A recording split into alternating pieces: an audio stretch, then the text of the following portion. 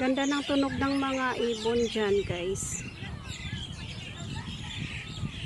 Ayan oh, mga ibon. Wow. Narinig niyo po guys yung tunog ng ibon.